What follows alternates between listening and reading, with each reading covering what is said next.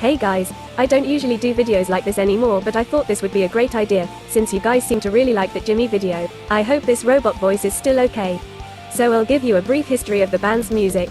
Panic at the Disco started as a full band in 2004. The members were Brendon Urie, Ryan Ross, Spencer Smith, and Brent Wilson. They were all about 17. The first song that they ever written was Time to Dance. I think these guys were super talented for their age. Even the demo of Time to Dance was an absolute banger. And it's their first song ever. How crazy is that? Their first album was called A Fever You Can't Sweat Out, and it released in 2005. The song, I Write Sins Not Tragedies, gained popularity and actually kind of became a meme song. Memes are not the reason why people hate them. We'll get to that soon. Anyway, they had a few tours. Brent left because he didn't understand anything. Then John Walker joined.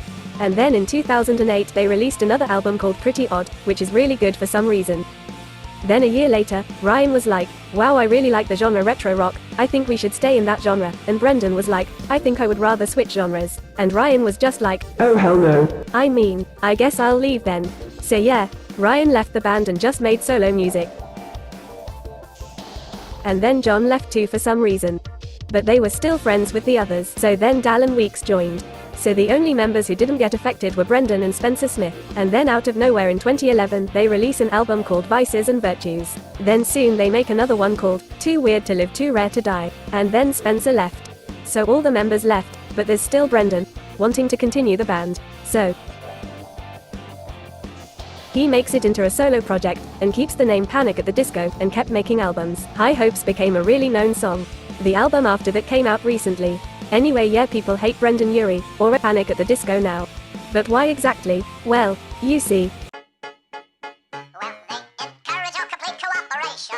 Double up what you need. You know what's the first of the month and my we chill smooth.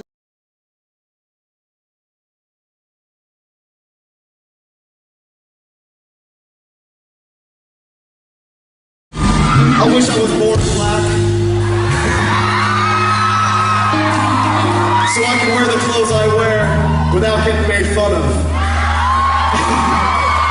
Because right now they're like, nice f***ing stupid shirt, asshole. And some more stuff. But thankfully, the clips I just showed are all old. What he said back then was not good, but from the evidence I've seen, Brendon has really changed as a person and learned from the past.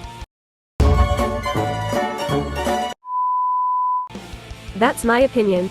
You can easily say you disagree. Whatever you need to do, just please no harassment, insults, or being shitty about it. I know racism, assault, and saying offensive things is bad. There's sad things like that in this world and I don't need to be accused of supporting it. Next, I'm going to play some videos of evidence of why I think he's changed as a person, or at least is trying to. Remember, nobody has to agree with me.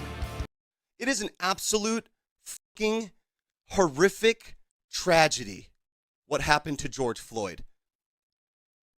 I am absolutely fucking furious that this is still fucking going on today. Of course it is, because there's evil people all over the world. Black lives absolutely fucking matter. On a podcast, you said the transsexual story. Oh, yes, I did. Right now, I'm just going to say it. I am so deeply sorry. I felt sick to my stomach when I realized how hurtful that word is. My ignorance is no excuse. There's just no excuse. Even if I'm retelling it, it's like even if I retold a story, I wouldn't drop an N-bomb. You know what I'm saying? I can't fully express how deeply sickened I was to learn this and to know how awful that word is. Ironically, I realize that must be triggering to some people and seems so sexist when I say it about women. Like, oh, look at you being a little whatever, you know, like a little something.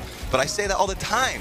I say it to everyone, but I realize now, like, hearing myself out loud, I'm like, oh, that's triggering. That's misogynistic. That's sexist. That's so condescending. Like if you met the president, look at you doing your little president stuff. Oh, that's cute. Disrespectful, right? Oh, little housewife. Yeah, exactly, Kirby. Look at you making those sandwiches. Oh, so shitty. Because, dude, the last thing I want is for anyone to feel unsafe when they're coming to see Panic at the Disco.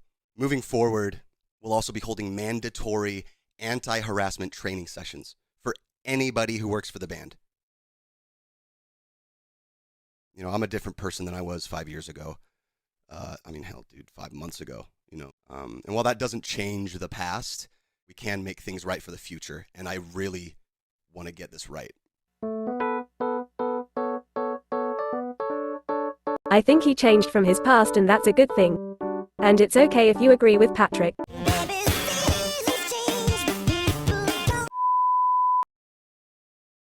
There were also a few allegations about Brendon, but they were false and had no evidence, plus lots of it the wording was weird, not enough information, and it's hard to believe because of all this. Pause if you need to. The biggest one people believe turned out to be 100% proven false. Okay, there's a lot here. After Ryan left, a lot went on. They were still friends, but they began to grow apart. But then something made it even worse. One major thing that happened was that someone pretended to be Brendon Urie and texted Ryan Ross to stalk him. Ever since Ryan found out it wasn't actually him, they didn't talk even more. We all know Tumblr can be a dumpster fire, but there's this one Tumblr blog that explains this really well, that can be backed up by other sources they added as well. Disclaimer: please don't try to find the leaked texts, don't harass anyone, and please respect everyone's privacy here. Anyway, I will now paraphrase the post, and I'll put the link in the description.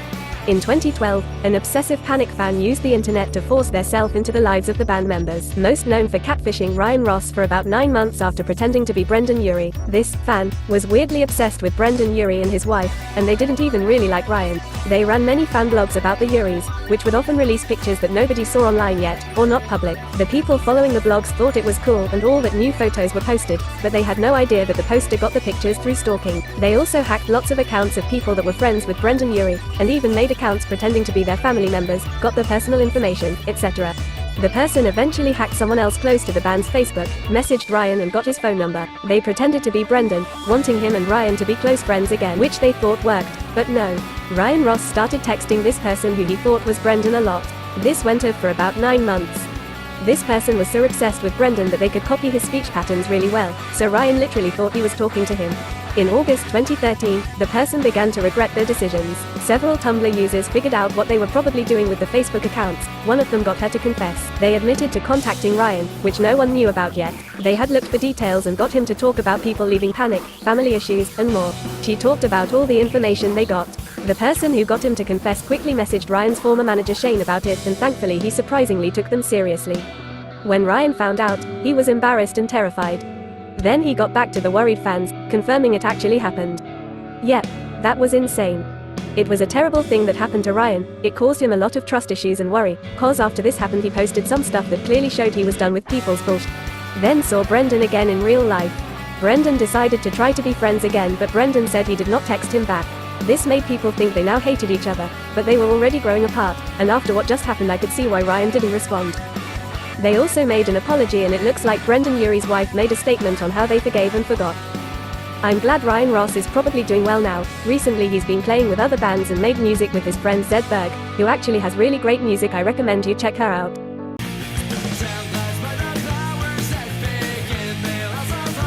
So you know the guy who took the person seriously about the impersonation?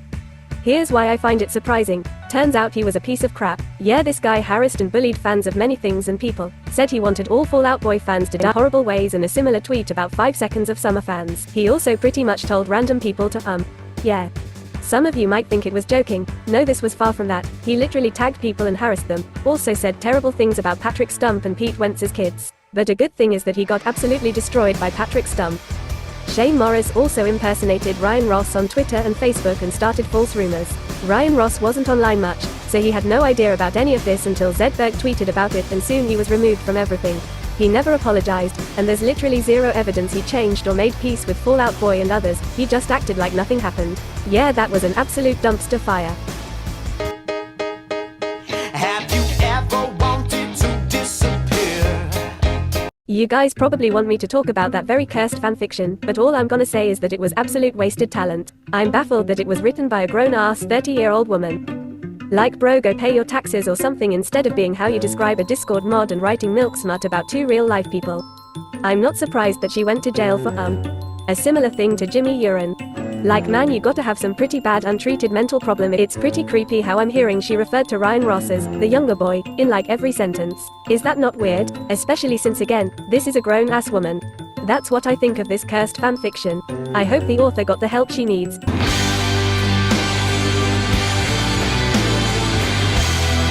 Yeah, Panic at the Disco drama is kind of a dumpster fire. All of this is a rabbit hole, everything's a lot to explain, and I'm sure that there's even more than this.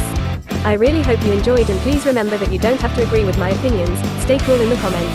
Anyway, this video took hours to make, so if you liked it, please give it a like and maybe subscribe if you want. You don't have to though. Thank you so much for watching, and have a great day. And in conclusion, My balls in the size of the moon.